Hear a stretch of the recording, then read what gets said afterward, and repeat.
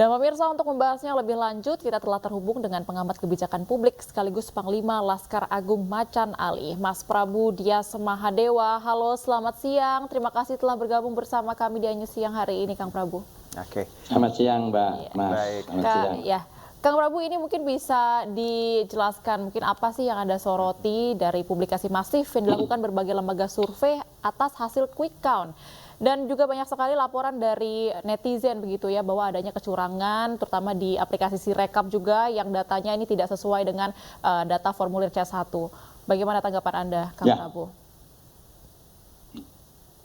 Ya, yang pertama-tama saya minta semua stasiun televisi untuk tidak lagi menayangkan hasil quick count oleh lembaga survei. Karena ini yang bikin gaduh itu loh.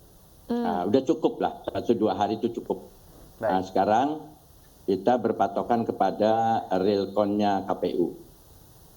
Banyak hal-hal yang dimunculkan oleh masyarakat Indonesia, terutama di medsos, dan dilampiri juga bukti-bukti yang ada, bahwa terjadi penggelembungan suara di beberapa TPS di Indonesia. Ini yang baru kelihatan di Pulau Jawa ya. Padahal di Pulau Jawa orangnya kritis-kritis. Kita tidak tahu di luar Pulau Jawa apakah lebih kacau lagi. Nah, hal-hal tersebut ditemukan dan adanya bukti yang ditayangkan oleh para netizen masyarakat Indonesia. Ini betul-betul sebuah hal yang sangat memalukan. Saya sebagai bangsa Indonesia harus segera dilakukan langkah-langkah yang cepat bagi penyelenggara pemilu seperti KPU dan Bawaslu, kira-kira gitu. Oke, Kang Prabu, kalau kita tadi Anda mengkritisi soal quick count yang memang tadi bisa sangat menggiring opini publik, tapi di satu sisi KPU juga hitung resminya juga bermasalah. Sirekap juga lagi-lagi beberapa kali error dan angkanya juga diduga juga banyak penggelembungan suara. Bagaimana Anda melihat angka resmi yang harusnya KPU hadirkan? Ya, itu udah pasti. Kita semua, seluruh bangsa Indonesia, bahkan bangsa di dunia pun memonitor lah, bahwa terjadinya diduga penggelembungan suara yang dilakukan, buat saya kelihatannya sepertinya sangat sistematis. Contohnya saja lah, ada aturan-aturan bahwa di setiap TPS rata-rata itu 300 melayani 300 orang yang memiliki hak suara. Tapi dalam laporannya yang dikirim ke KPU itu ada yang sampai 1.000 lebih, 800 lebih, bahkan ada yang 1 juta lebih. Ini pemilu sepertinya dibuat main-main. Saya yakin TNI, Polri, ASN maupun petugas atau KPPS itu semuanya berjuang untuk Indonesia. Ada yang melakukan hal-hal yang sangat merugikan bangsa ini, saya yakin itu hanya oknum, bukan institusinya. Tetapi pemerintah dalam hal ini juga harus ikut menyoroti, juga harus ikut melakukan langkah-langkah yang sangat cepat. Apakah pemilu ini sah atau tidak? Itu yang harus kita bahas sekarang. Baik, Kang Prabu, jika Anda melihat ini tahun 2019 pada pemilu sebelumnya kan juga pada saat itu paslon Jokowi Maruf Amin menang begitu ya pada saat quick count dan juga real count, dan dikritisi juga oleh pihak lawannya bahwa ada kecurangan. Lalu kecurangan yang terjadi di pemilu kali ini seperti apa yang Anda lihat? Apakah lebih parah atau ada kesamaannya juga?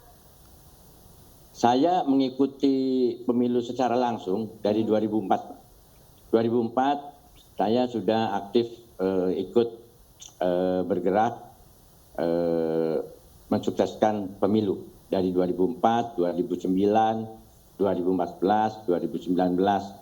Kalau menurut saya ini adalah pemilu yang paling gaduh dan paling memalukan. Kenapa saya bilang paling memalukan? Karena banyak semacam meme atau attack bahwa di mana-mana pemilu itu di Amerika sendiri yang sudah canggih bisa sampai 7 sampai 10 jam baru diketahui hasil pemilunya. Sementara di Indonesia pemilunya belum, hasilnya sudah kelihatan. Nah, ini kegaduhan-kegaduhan inilah yang membuat pemilu kali ini itu lebih tidak bernilai sama sekali. sebagai langkah-langkah yang dilakukan oleh penyelenggara negara di Republik yang menjunjung tinggi demokrasi.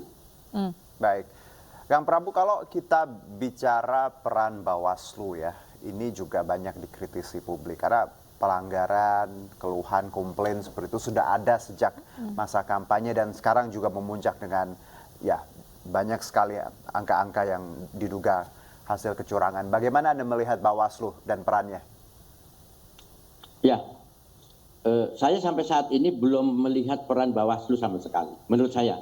Kenapa? Dari sebelum pemilu, dari masa mulai kampanye, banyak pelanggaran-pelanggaran yang dilakukan oleh semua paslon, menurut saya. Dan juga bakal caleg ya. Sampai hari terakhir di tingkat bawah, itu berseliweran itu, money politik dan sembako politik. Itu udah jelas-jelasan diterima oleh masyarakat dengan mengajak untuk memilih paslon tertentu. Dan itu tersebar di medsos. Nah, tapi Bawaslu, baik dari tingkat pusat maupun yang di bawah, tidak bergerak dengan alasan tidak adanya laporan dari masyarakat. Padahal itu adalah temuan-temuan yang harus ditindaklanjuti sebetulnya. Tidak perlu harus ada laporan dari masyarakat saja. Nah, makanya saya masih melihat bahwa sampai saat ini belum ada peran yang sangat signifikan dari Bapilu, baik di tingkat pusat maupun di tingkat daerah. Kang Prabu, lalu menurut Anda, ke depannya ini seperti apa yang Anda harapkan atas banyaknya bukti yang di-upload juga begitu di sosial media oleh netizen terkait ada indikasi kecurangan di TPS di berbagai wilayah di Indonesia. Apakah pemilu ulang itu efektif untuk dilakukan? Iya, ada aturan katanya apabila ada pelanggaran dengan penggelembungan suara lebih dari 50.000, itu si calon terkena diskualifikasi. Tapi ini sangat sulit lah. Menurut kami dengan kegaduhan yang ada ini, kita ditonton oleh semua bangsa di dunia bahwa pemilu 2024 Indonesia ini, jangankan luar negeri, kita aja bangsanya sendiri menganggap bahwa pemilu kali ini pemilu yang sangat berantakan sekali. Kenapa ini bisa terjadi? Ya, kita semua sedang mencari ujung dan pangkalnya. Tapi saya menyarankan, saya kekhawatiran dengan adanya konflik horizontal yang terjadi pasca pemilu ini. Banyak beredar di medsos adanya ajakan-ajakan baik dari tokoh-tokoh lintas iman, tokoh-tokoh masyarakat untuk merapatkan barisan, bergandengan tangan, menentang kejoliman, menentang kebusukan, menentang kecurangan. Baik. Nah, yang terbaik adalah menurut saya dilakukan pemilu ulang. Ini yang terbaik. Baik. Terima kasih Kang Prabu Dias atas informasi yang Anda sampaikan di Anyus siang hari ini. Kita akan kawal terus bagaimana nantinya suara rakyat dikawal rakyat dan mewujudkan pemilu yang bersih dan jurdil. Baik pemirsa, jangan kemana-mana karena usai jeda kami akan menghadirkan informasi terkini untuk Anda. Tetaplah di Anyus siang bersama kami.